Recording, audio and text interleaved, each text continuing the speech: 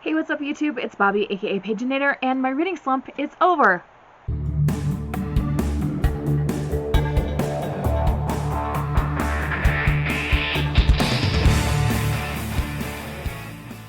So you guys know that I have been struggling with reading physical books lately and reading at all. And that has passed. My slump is officially over. In a video not too long ago, I asked you guys to pick a book for me, and most of you voted for Belladonna by Adeline Grace. I read this book. I loved it. It was so well done. Yeah. This is a great book. So I'm going to talk to you about this as well as a couple of other things that I've been reading. This is about a girl called Signa Farrow, and she feels like she has been cursed, like death follows her everywhere. She is a foster child being passed from distant relation to distant relation, and her hope in life is to marry well because she's been told that that's what matters. After the death of her most recent guardian, she is taken to Thorn Grove to live with the Hawthorns, and this family's got some evil stuff going on of their own. The daughter of the family is dying from the same thing that killed her mother, and Signa, who can see spirits, just might be able to stop it. There is also an interesting character in the form of Death himself.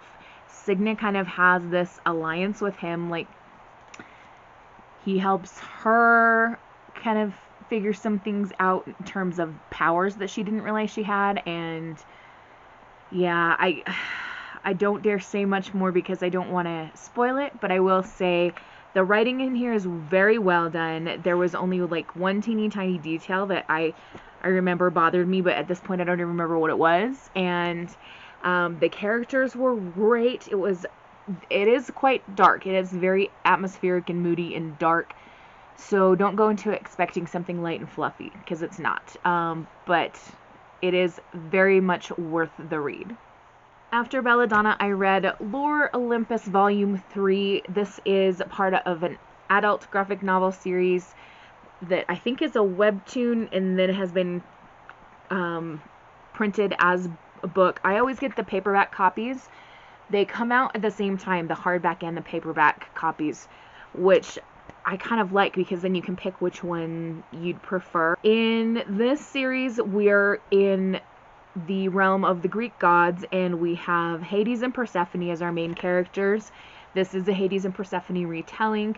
They are on the cover here. Hades is always depicted in blue and Persephone is always pink. There are other characters that are purple or green, etc. And once you go through the series, you get to know the characters and stuff very well. Anyway, I can't tell you too much about what happens in Volume 3 because I don't want to spoil things. I can tell you that Persephone is starting her job as an intern in the underworld, so Hades will be her boss. That could be interesting. And yeah, read it if you want to find out more. I would recommend it for older readers, like 18 and up. And now I am reading Cinders and Sparrows by Stefan Bachman.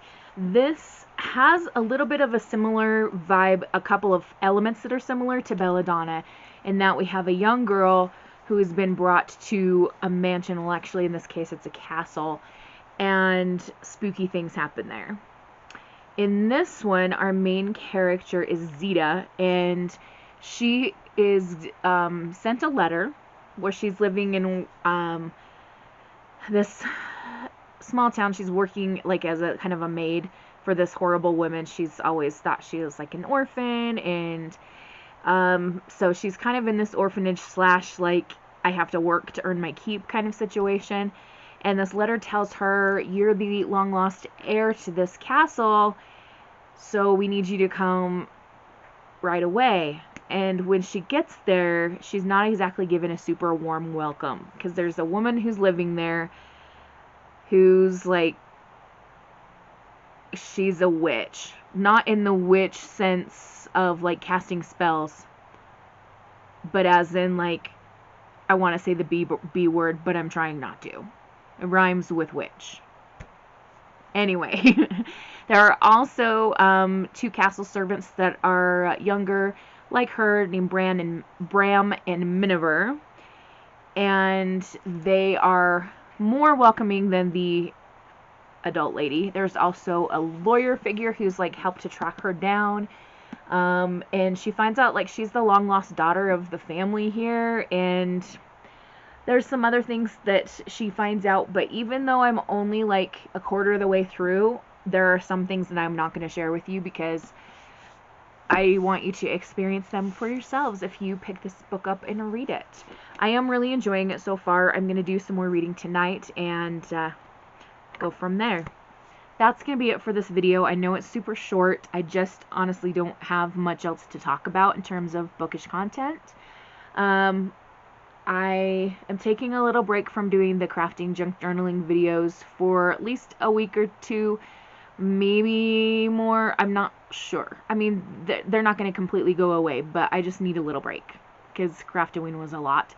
Anyway, I'm going to let this be it for today's video, just a kind of a brief reading check-in.